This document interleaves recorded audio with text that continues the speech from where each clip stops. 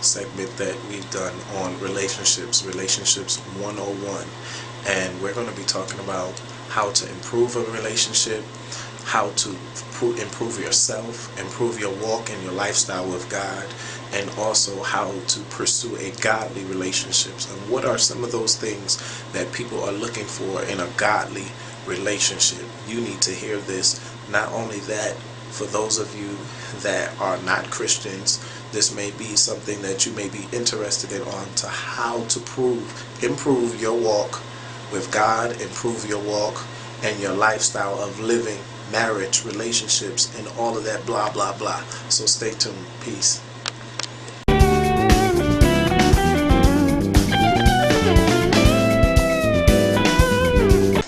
Dealing with living life. Okay, I've had relationships, I've been in relationships, and I know what it is to even experience sexual fulfillment, or I'm now abstaining from sexual fulfillment, but I feel like I need someone. I need someone in my life. I just want a friend, because that's an excuse we come up with.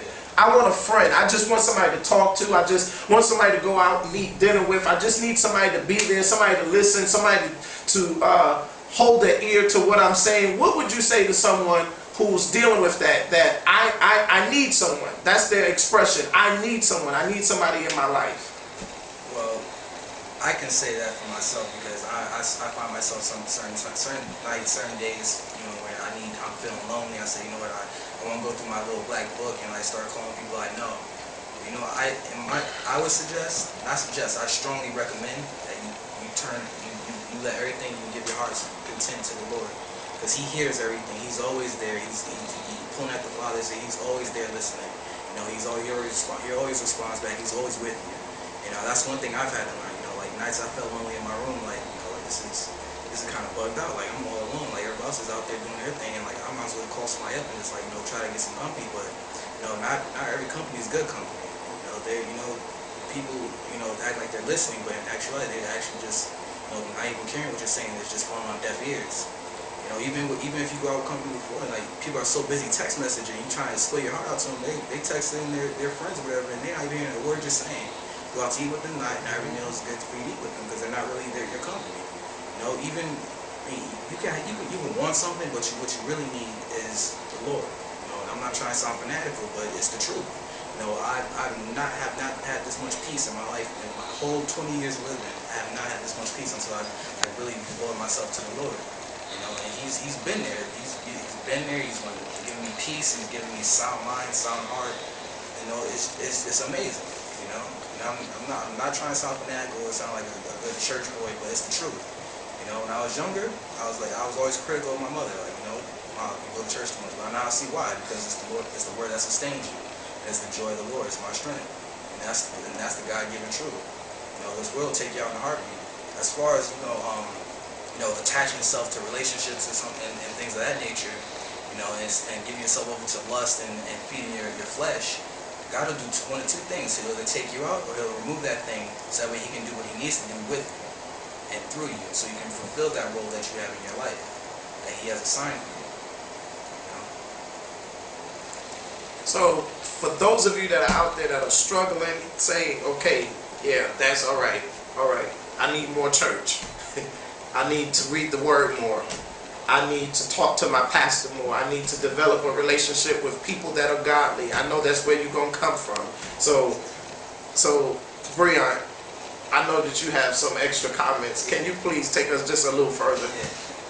I'm not trying to say that you need church. I'm saying you need to build a relationship with the Lord yourself, a personal and perennial relationship. You know, you can go to church for a whole year and not get anything out of it. But you need to sit in your room and have a perennial relationship with the Lord, get to know Him on an intimate level, a real intimate, deeper level than you can have with anybody else. You can have a friendship that you think is so built on trust, but then when that wave start blowing, and you find that relationship is scattered. But if you build your foundation with the Lord, it's so much joy comes out of it. So much you find that, you know what, I can finally trust people. You know, if you have a relationship that you kind of rocking on trust, I'm speaking from experience. If you have trust issues and you have jealousy, envious issues, and then you get out of that situation and you start, you know, building a relationship with the Lord, praying, you know, spending time in His Word, and just like talking to Him. You know, even though like you don't feel like He's talking back to you, or He's responding. He's always listening. He's responding to you every single day. He's responding through His Word. He's responding through His blessings that He'll give you. And blessings aren't gonna be the big, you know, tangible blessings. They may be the smallest things. He may just drop something in your spirit, and you're like, wow, I thank you for it. You know, so you really have to build a relationship with the Lord. I mean, I understand that now. Like, you know, even now, I'm just like, I want to build it up. It's like baking a cake. You know, it won't be perfect. Like, it's building blocks. So like, you really have to build a relationship with the Lord. That's what I strongly recommend. I'm not saying, you know, go hang around church people, because not every church one has a relationship with the Lord. You know, they claim they do. They have a form of godliness, but not the power thereof. You know, say they probably don't even pray. You know, they only give the Lord 5 minutes of their time a day, and the Lord, he's awesome. He's too big for that. You know, if anything, we were created to worship Him. You know, so I strongly recommend to build a relationship with the Lord, and you find that you have so much peace that, you know, those times you get lonely, you won't be lonely at all. You may be by yourself, but the Lord is always with you.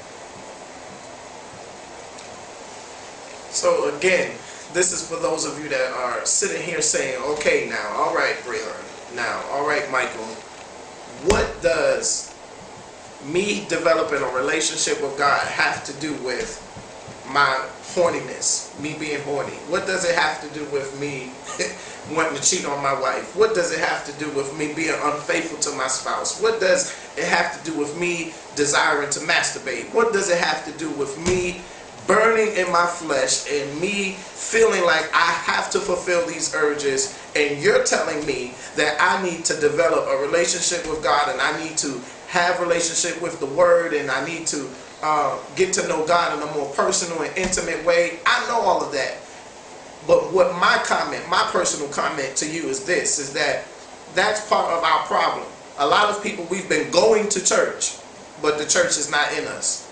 We've been experiencing worship around us, but we have not really tapped into worship yet. We have not really tapped into a God encounter yet. We're enjoying the theatrics of the hooping and the singing and the dancing and the speaking in tongues and whatever you do at your church, because you might not do what we do at our church. But anyway, you can't sit and say that you've experienced God and that you've experienced a real God encounter and that you know God and etc., and you have no endurance in you. You have no ability to hold out and to hold on. Even for those of us that have been in God for some time and some years, and we're not baby saints, we're not on milk, we're mature, we're able to handle things, we're able to handle a test, we're able to handle a trial, we're able to pray through things, we're able to fast, we're able to read the Word and get comprehension and all that good stuff. But yet, we still struggle. We're still saying to ourselves, okay, God, I need strength, I need extra strength. I preach and I need strength. So what does that say to an individual who's sitting in the pews that I have to minister to?